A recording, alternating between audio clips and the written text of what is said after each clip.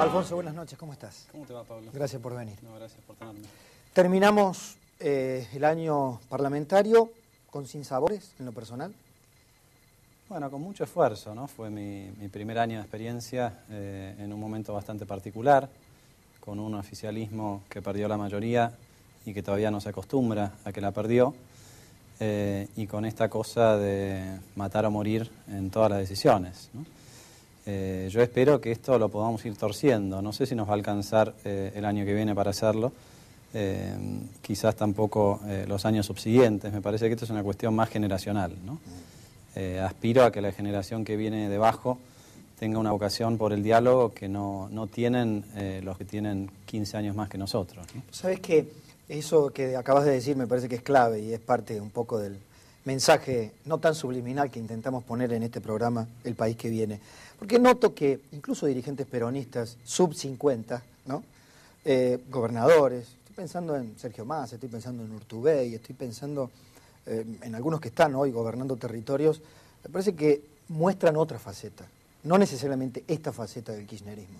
Así como que el kirchnerismo ha quedado emparentado a esa política de caudillos absolutos que no parece prender en las nuevas generaciones.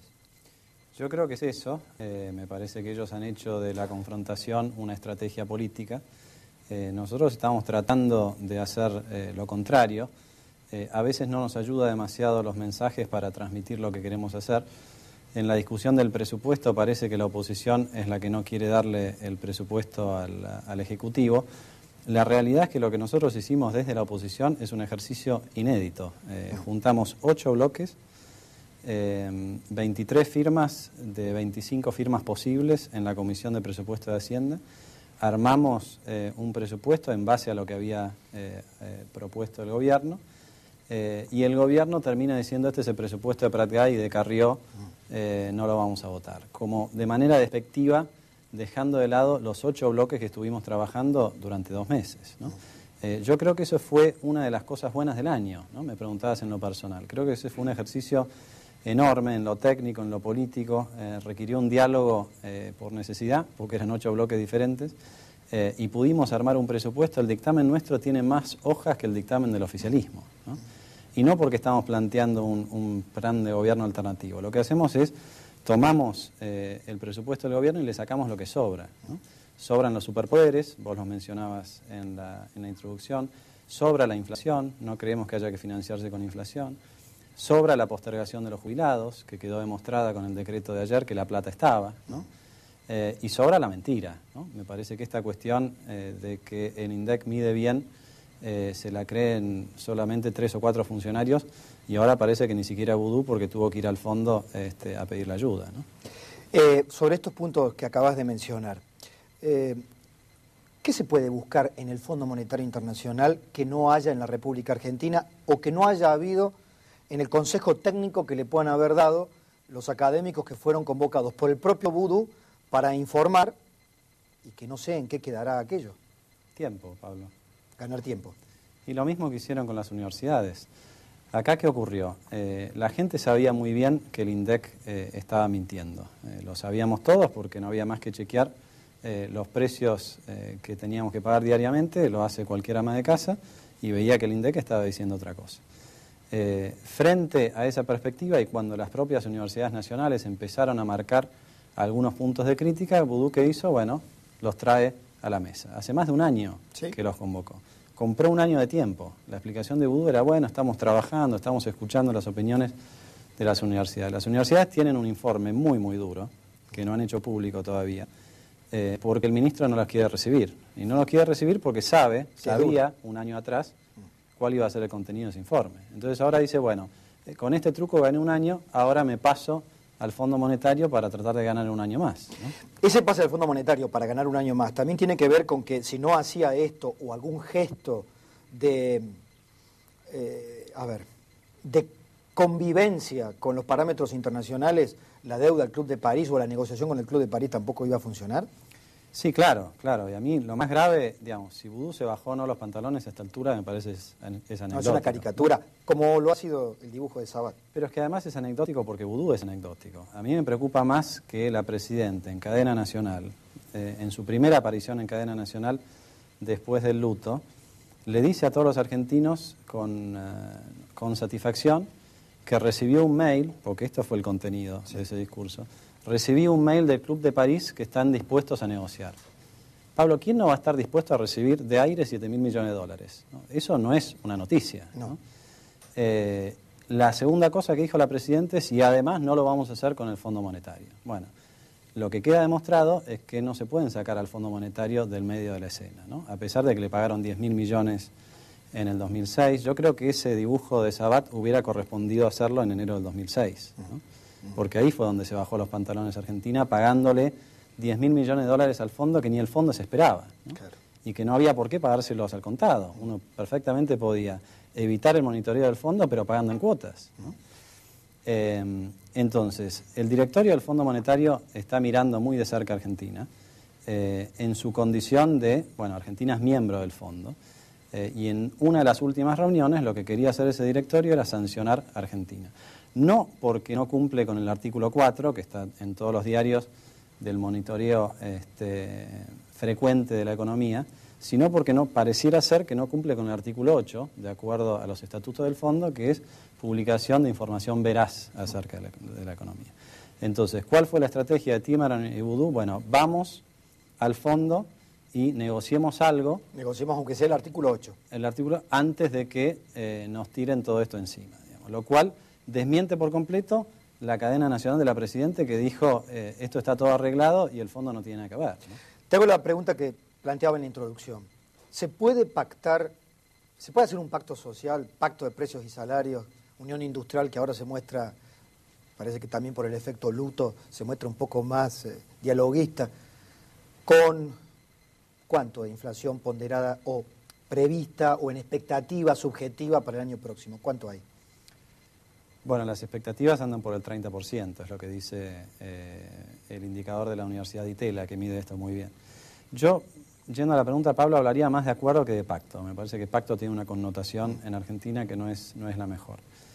Ahora pensemos en cualquier acuerdo, un acuerdo entre privados, un acuerdo... El acuerdo se puede hacer como mínimo si hay un entendimiento en torno de lo que estamos por acordar, ¿no? Y si vos y yo nos ponemos de acuerdo en algo, creemos en aquello sobre lo que vamos a acordar. Claro, por ejemplo, si nos vamos a poner de acuerdo sobre esta mesa, tenemos que partir la base que yo pienso que es redonda y vos también. Claro. ¿No? Porque si vos decís, no, esta mesa es cuadrada y yo digo que es redonda, difícilmente acordemos. Y si vos decís que es redonda y yo me hago el distraído, si vos decís que es cuadrada y yo me hago el distraído y digo, bueno, está bien, acordemos, ese es un acuerdo que no va a funcionar. Y este es el problema que tenés acordando en función o usando como parámetros estadísticas que todos sabemos que son falsas. Después agregarle lo otro, ¿no?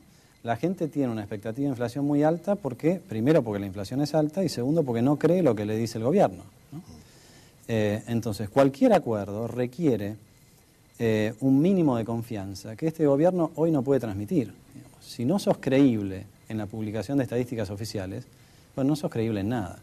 Ayer había que escucharlo a Agustín Rossi cuando cerró la discusión sobre el INDEC. Yo creo que hay que volver a la versión taquigráfica para entender muy bien lo que es la línea argumental del gobierno. Sí, me detuve en eso. Agustín Rossi dice, cuando ustedes ganen las elecciones, hagan lo que quieran con el INDEC. O sea, no hay más que decir, digamos. Esto no es republicano. El INDEC le sirve al modelo. Exactamente. El INDEC es, dijo Rossi, le quieren sacar las facultades delegadas a la Presidenta y le quieren sacar las estadísticas. Claro. O sea, está reconociendo públicamente que ellos usan el INDEC para engañar a la gente y venderles una realidad que no es tal, ¿no? Bueno, este es el punto de partida. Por eso es tan difícil el diálogo. Es una confesión de parte. Absolutamente. Porque de alguna manera dijo que lo que aprobaron con media sanción, para que ahora trate el Senado, la reforma del INDEC, es un INDEC manejado por el Congreso. Claro. El ladrón ve a otros de su condición. Pero es mucho peor que eso. Él dijo concretamente, el INDEC es una herramienta de gobierno. Nosotros estamos en la vereda opuesta y con orgullo. Nosotros creemos que las estadísticas no son del gobierno, son del pueblo. Que ningún gobierno puede resolver un problema si parte de estadísticas que están sembradas de mentira. Porque si el diagnóstico es falso, si vos vas al médico y el médico usa un tomógrafo que está trucho, ¿no?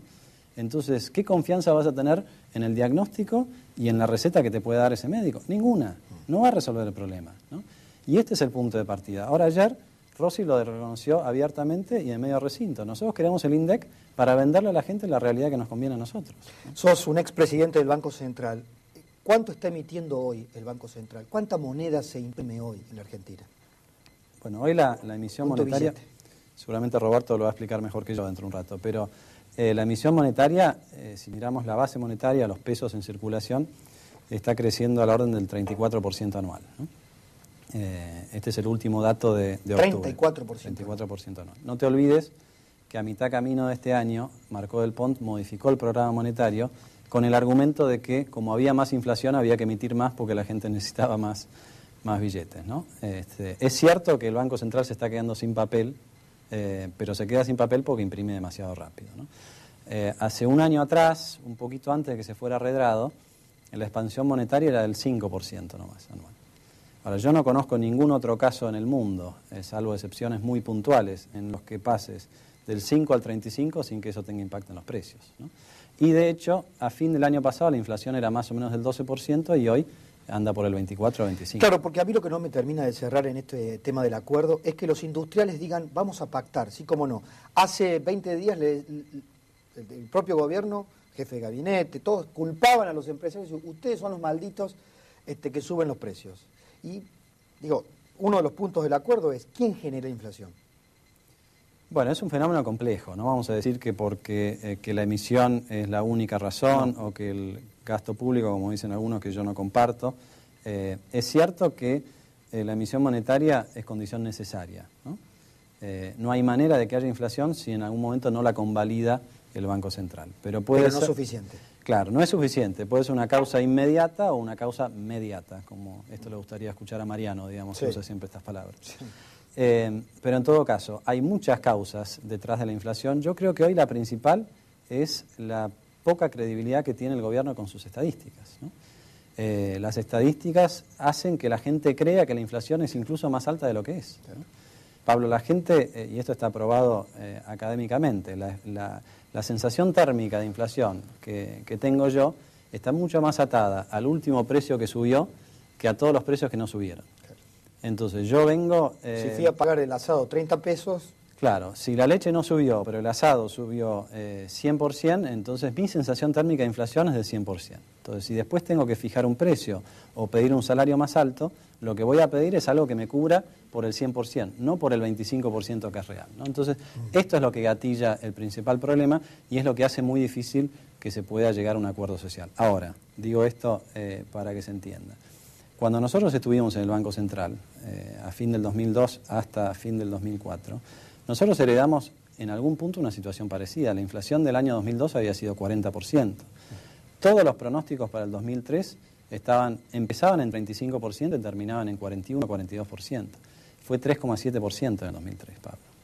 O sea, se puede bajar la inflación si uno es creíble, si hace cosas transparentes que la gente pueda efectivamente comprobar, y si en ese esfuerzo uno gradualmente va indicando el camino hacia donde quiere ir. Te hago una pregunta última y te pido una respuesta lo más corta posible. 2011, con discrecionalidad para manejar por lo menos 30.000 millones, que pueden ser 44. ¿Crees que pueda haber algún signo de racionalidad en cuanto a la percepción de la inflación, del manejo de la inflación por parte del gobierno? En definitiva, ¿crees que el gobierno va a frenar la inflación? No creo, no creo.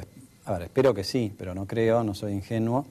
Me parece que todo lo que dice Boudou, que es el responsable de tomar cartas en el asunto, indica que para ellos la inflación no es una cuestión a considerar ni a tratar, ¿no?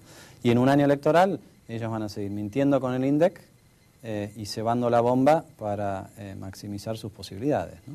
Pero bueno, esto termina el año que viene. Esperemos que desde el 2012 haya otra administración y cuando venga esa otra administración habrá que blanquear el INDEC, habrá que decir la verdad y desde la verdad sí se podrá llegar a un acuerdo en el que decimos hoy la inflación es 25, queremos que el año que viene sea 20, al final del mandato sea 5 y toda la credibilidad presidencial va a estar enfocada en esa dirección, ¿no? Gracias, Alfonso. Gracias a vos, Pablo. Ya volvemos con Roberto Kachanowski.